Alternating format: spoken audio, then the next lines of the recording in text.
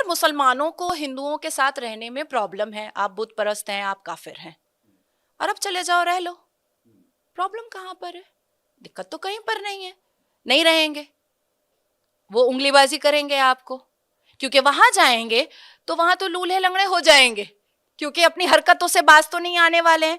हर रोज आप जियो पॉलिटिक्स को सर्च कीजिए, रिसर्च पे जाइए, हर रोज आप देखिएगा कि पाकिस्तान का 4-5 लड़का कभी इटली में, कभी मॉरिशस में, कभी लंदन में, कभी अमेरिका में, कभी जर्मनी में अरेस्ट होता है। किस चीज के लिए अरेस्ट होता है? माइनर को रेप करने के चक्कर में अरेस्ट होता है। अभी देखिए, सितंबर की बात मैं बता रही हूँ, सितंबर में मोहम्मद इलियास नाम का एक लड़का पाकिस्तान से आया था, आपका जर्मनी में ड्राइवर था, टैक्सी चलाता था। उसने 6 साल की बच्ची को मॉलेस्ट करने की कोशिश की। जब उसको अरेस्ट किया गया है तो वो कह रहा है, मैं पाकिस्तान से आया हूं, मैंने मदरसे में पढ़ाई की है, मुझे नहीं पता था कि यहां पर ये करने से इसको क्राइम बोला जाता है। अब आप सोचिए, तो शरिया में क्या है? बहुत सारी फैसिलिटीज है। थूक जिहाद करने की फैसिलिटी है, मुंह जिहाद करने की फैसिलिटी है, हिंदुओं को गाली गलौज करने, जिहाद करने की फैसिलिटी है। तो सारी चीजें, जब भी कोई मुसलमान कुछ गलत करता है, वो सीधा कन्वर्ट हो जाता है, नहीं हमारे शरिया में जायज है, वो तो काफिर है ना तो इसलिए कर दिया, उसकी वो तो काफिर की बेटी है ना तो इसलिए हमने लूट लिया, माले गनीमत समझ करके लूट लिया। तो इसलिए शरिया को मनवाने की पूरी कोशिश में लगे रहते हैं। तमाम श्रद्धालुओं और साधु संतों को मैं तहे दिल से शुभकामनाएं देता हूं कि खैर व आफियत के साथ, अमन शांति के साथ महाकुंभ मेला संपन्न हो।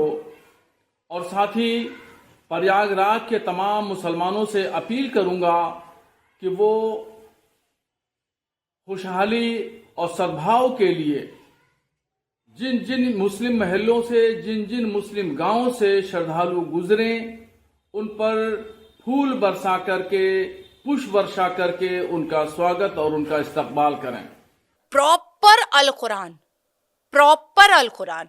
और मैं एक चीज आपको और बताऊं कि हम मक्का मुअज्जमा और मदीना मुनव्वरा में जो अल कुरान की जो इबादत होती है एवरी डे एवरी टाइम, उसमें वो 26 आयतों को साइलेंट कर दिया गया है जी। आप 2018 की न्यूज निकालिए मोहम्मद बिन सलमान की, उन्होंने खुद कहा है कि री रिसर्च पे ये 26 आयतें जानी चाहिए, साइलेंट है वहां पर। जब तक वो री रिसर्च होकर के नहीं आएगा तब तक उसको नहीं पढ़ा जाएगा, क्योंकि कोई भी धर्म, कोई भी मजहब किसी को आतंकवाद करने के लिए तो नहीं बोलेगा। इसलिए कि इस्लाम मजहब रवादारी और भाईचारे का मजहब है। पैगंबर इस्लाम सल्लल्लाहु ताला अलैहि वसल्लम ने जो शिक्षा और तालीम दी है वो प्यार और मोहब्बत की तालीम दी है। साथ ही उत्तर प्रदेश के मुख्यमंत्री योगी आदित्यनाथ जी को मैं खूब मुबारकबाद पेश करूंगा कि उन्होंने महाकुंभ मेले के जो इंतजामात और व्यवस्थाएं की हैं वो बहुत शानदार हैं।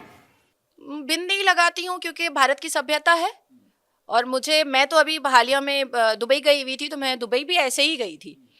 तो मैं अगर भारत को रिप्रेजेंट कर रही हूँ तो दिखना चाहिए मेरी हर एक हरकत से। लेकिन इस्लाम में तो कैमरा में भी आना मना है, पर मुल्ला लोग तो मस्जिद से ज्यादा कैमरा पे आता है, स्टूडियो में आता है। इस्लाम में नेल्स रखना मना है, पर नेल्स भी रखती हैं मुसलमान लड़कियां।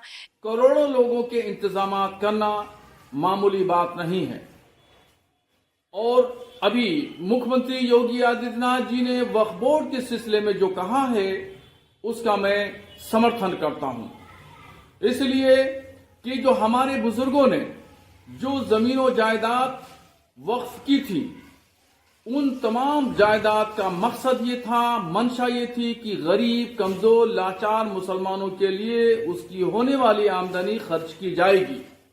इस्लाम में ज्यादा ऊंची आवाज में बोलना मना है, पर देखिए रोज चिल्लाता है मुल्ला लोग। मैंने कैलकाटा क्लब में कितने हाजियों को देखा है शराब पीते हुए। बैंक में पैसा रखना मना है, लेकिन अभी तो सब्सक्राइब कीजिए, लाइक कीजिए, सबके पास यूट्यूब चैनल है। सारे मौलवियों के पास है, दाढ़ी रख करके यूट्यूब चैनल चला रहे हैं। लाइक कीजिए, सब्सक्राइब कीजिए। यतीमों और बेवाओं की मदद होगी। नई नस्ल की एजुकेशन के लिए, बच्चों की एजुकेशन, तालीम के लिए उस आमदनी को खर्चा किया जाएगा। मगर ये सब ना हो करके वक्फ बोर्ड के जिम्मेदारों ने जमीन भू माफियाओं से मिलकर के करोड़ों की जमीनों को रेवड़ियों के भाव खुर्द-बुर्द कर दिया और वो सही मकसद में उसकी आमदनी खर्च नहीं हो पाई। मैं दावे से कहता हूं कि अगर वक्फ बोर्ड से होने वाली आमदनी अगर मुसलमानों के तालीम में, एजुकेशन में, माशी और इक्तिसादी आर्थिक हालात में खर्च किए जाते तो पूरे भारत से मुसलमानों की गुर्बत खत्म हो जाती और पूरे भारत में एक भी मुसलमान भीख मांगने वाला नहीं दिखता। सारे हराम के काम वो करते हैं और वो सिर्फ हम जैसे लोगों को टारगेट करते हैं। जिस हिसाब से ये चल रहे हैं ये एब्सोल्युटली, मैं क्रक्स में आपको बता रही हूँ, ये कोई आलिम दीन नहीं है, ये कोई हाफिज कुरान नहीं है, ये कोई अमन रसूल के बिल्कुल भी फॉलोअर नहीं है।